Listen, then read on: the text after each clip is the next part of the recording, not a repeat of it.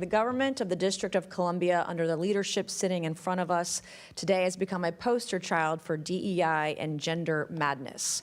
This has led to government. Mr. Chairman, this is not a concert. This audience can just settle down. Stop I want to reclaim my time. the clock, and the gentlelady's right. Under the rules of the House, the chairman is responsible for maintaining order and preserving decorum in the committee room. I expect audience members to be respectful of the committee, so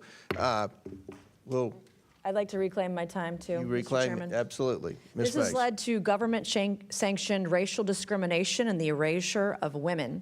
Article 1, Section 8, Clause 17 provides Congress plenary authority over the District of Columbia. Using this authority today, I'll be introducing the No DEI in D.C. Act.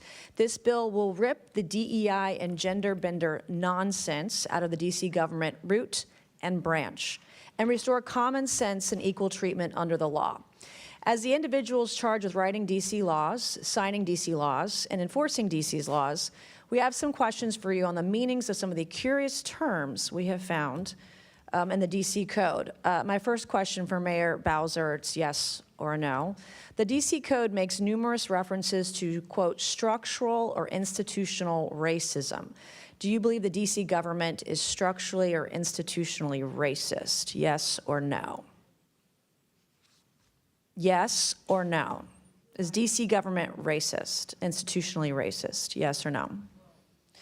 All right, you can't answer the question. So my next question for Mayor Bowser, since you're going to sit there and placate or just be quiet, in Section 7-1234.02 of D.C. Code, you use the phrase child welfare involved birthing people. Child welfare involved birthing people. Can you explain to me what this means? Today, wow, we just watched one of the most embarrassing, unbelievable, straight-up clown show performances from a major U.S. mayor, and yes, I'm talking about Mayor Muriel Bowser of Washington, D.C. Representative Nancy Mace absolutely torched the D.C. leadership today. And honestly, it was long overdue. Because what we witnessed wasn't just incompetence, it was a complete collapse of basic governance under the weight of DEI nonsense, gender ideology, and political doublespeak. I'm not that familiar with that part of the code. Okay, and so you don't know. In Section 7-1234-02 of D.C. Code, you use the phrase justice involved incarcerated and homeless birthing people and their non-birthing partners. Can you explain to this committee what that means? Again, I would have to see the whole section. You don't know. You're literally the mayor of D.C. and you don't know your own code of laws. Well, I don't know All right, them one thing we verbatim. noticed the D.C. Code struggles to define is the term woman. So Mayor Bowser, what is a woman? I'm a woman. Are you a woman? 100%. Okay. 100%. I'm a woman. You're looking at one. Okay, good. You actually, in Section 3-703 of the D.C. Code, you use the phrase, the intersectionality of gender and race to create unique dynamics and effects. Can you explain what this means to the committee? Where is that, ma'am? Section 3-703 of the D.C. Code. Do you know what that means? No, could you you give don't me know the what that means. So title of Chapter 14D of the D.C. Code establishes Mr. the Chairman, commission. I'm happy to answer questions. Mr. Chairman, I'm going to reclaim my time. This is not her time, it's my time. You can be quiet as I ask you questions, and then you can answer them. Ms. And then Mace. you can answer them. Would give, I'm not, Mr. Chairman, this is my time, not hers. I'd like to reclaim my time. let's make good use of the time, Ms. Chair Mace. I'm making very good Chair use of my recognizes time. Ms. There Mace. And you're is- Ms. Mace making has my the point. floor. You're the mayor of D.C., and you don't even know your own code of laws. What is a birthing person? I would assume it's someone who gives birth. All right. Why don't you use, are these women, are these moms? Do you think it's appropriate to call them birthing person? Can a man birth a person? Well, Be a that's birthing what person? I would call it, but I don't write all the laws, and I'm not familiar with every Can section. men get pregnant? No. Can men become women?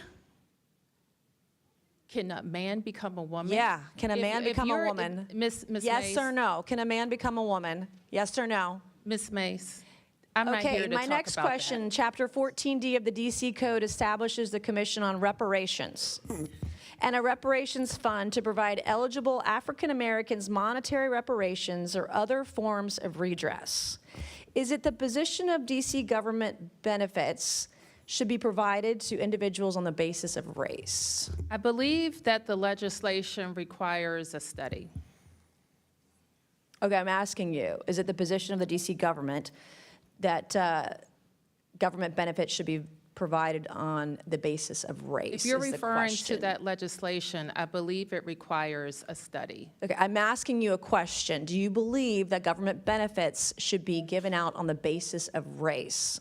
That is the question. This is the third time I'm asking. We have any number of benefits programs, and eligibility is Okay. established. You're not answering per- any of these per program. questions. I'll give it to you. You're slick. In Section 2-1383 of the DC Code, you use the phrase social value of the LGBTQ community business economy to the district. Can you explain what this means to the committee? It means that LGBT businesses provide economic benefit to the district's economy. Do you think all businesses provide economic benefit to the DC economy? They should, or they would be out of business. Yeah, of course. Let's break this down. First off, Mace comes in swinging, and she's right. DC has turned into the poster child for DEI and gender insanity.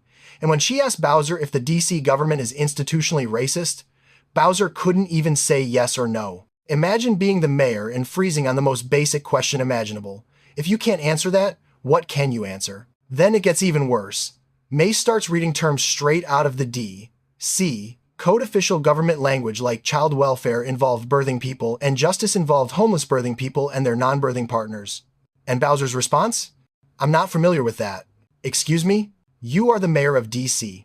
You are responsible for the laws. You are signing them. And you don't know what's in them? This is what happens when the government becomes obsessed with ideology instead of reality. Then Mace hits the question that every DEI bureaucrat runs from. What is a woman? Bowser finally answers, I'm a woman. Great. So if you know what a woman is, why is your city code filled with ridiculous phrases like birthing people? Why are we erasing the word woman in the first place? And the cherry on top? When asked if men can get pregnant or if a man can become a woman, Bowser dodges again. Because the DEI script doesn't allow honest answers anymore. Then comes the Reparations Commission. Mace asks a simple question. Should government benefits be given out on the basis of race? And Bowser can't answer. 3 tries. Still nothing. Folks, this is the problem. We have leaders who can't say yes, can't say no, can't define basic words, can't defend their own laws, and can't explain the ideology they're shoving into the legal code. Instead, they hide behind vague language in studies while the city falls apart. And when Mace confronts her about a phrase like social value of LGBTQ businesses, suddenly Bowser has an answer. Suddenly she's confident. Funny how that works. Let me tell you something as an American patriot. This country cannot survive if our leaders refuse to speak plainly, act responsibly, and tell the truth. D.C. isn't failing because of a lack of resources. It's failing because of a lack of courage, the courage to stand up to ideological madness and govern with common sense instead of buzzwords. Rep. Nancy Mace exposed exactly what's wrong with the modern progressive bureaucracy. And after watching this hearing, it's clearer than ever. We don't need more DEI committees. We don't need more gender word salad. We don't need more ideological experiments. We need leaders who know what they're doing and aren't afraid to say it. Thanks for watching, Patriots. Make sure you like, subscribe, and drop a comment. Let me know if you think Bowser actually knew any of those answers. Because honestly, I think she knew exactly what she was dodging. America first. Always.